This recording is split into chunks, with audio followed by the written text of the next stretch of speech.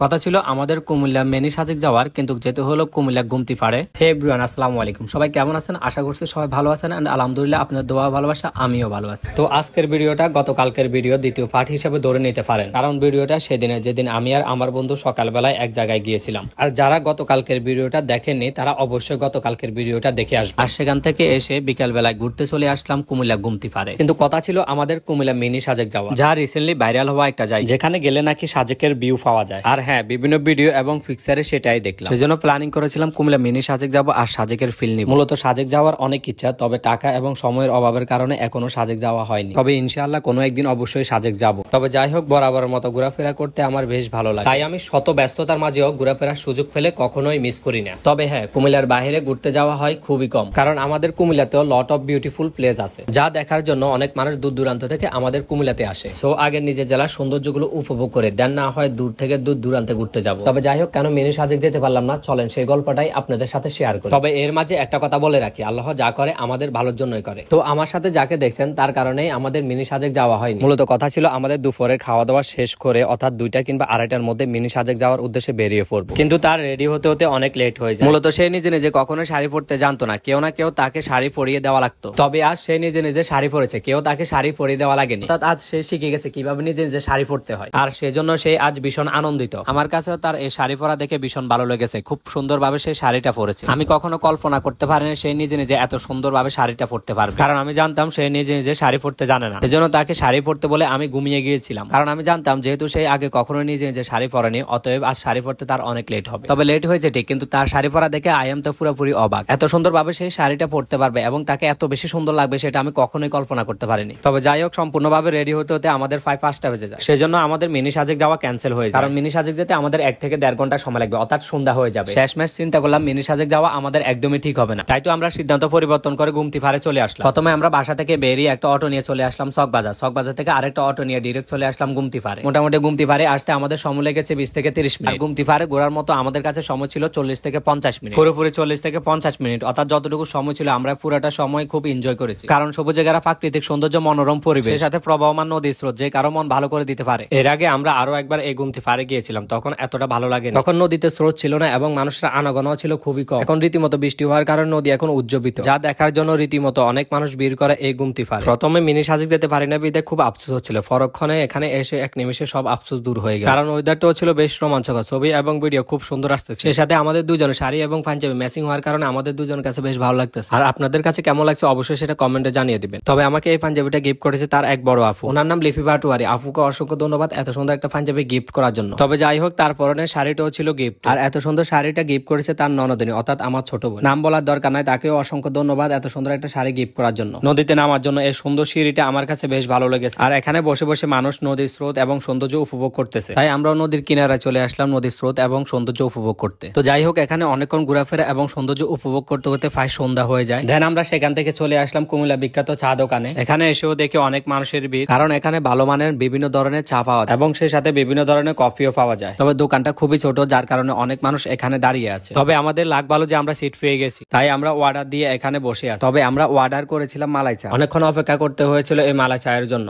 20 থেকে 30 মিনিট পর্যন্ত অপেক্ষা করতে হয়েছিল। দেন ফাইনালি চাটা আসার পরে খুব মজা করে চাটা পান করেছিলাম। সব মিলিয়ে দিনটা আমাদের বেশ ভালো ছিল। ওই যে বললাম আল্লাহ যা করে ভালোর জন্যই করে। বাসায় এসে একটা ফেসবুক গ্রুপে দেখতেছি অনেকেই আজকে মিনি সাজেক গিয়েছে, তবে অধিকাংশ ব্যক্তি মিনি সাজেক নিয়ে নেতিবাচক লেখালেখি করতেছে, তাই আমরা যেহেতু সেখানে যেতে পারি না, সেটা আমাদের জন্য বেশ ভালো। তাই এখানে ব্যাপারটাই হচ্ছে এমন, আল্লাহ যা করে ভালোর জন্যই করে। তো সব সময় আল্লাহর উপর ভরসা রাখবেন, কখনো হতাশ হবেন না। তো যাই হোক, আজকের মতো ভিডিও এই পর্যন্ত। সবাই ভালো থাকবেন, সুস্থ থাকবেন, সবার প্রতি ভালোবাসা রেখে আজকের মতো বিদায় নিচ্ছি। আল্লাহ হাফেজ।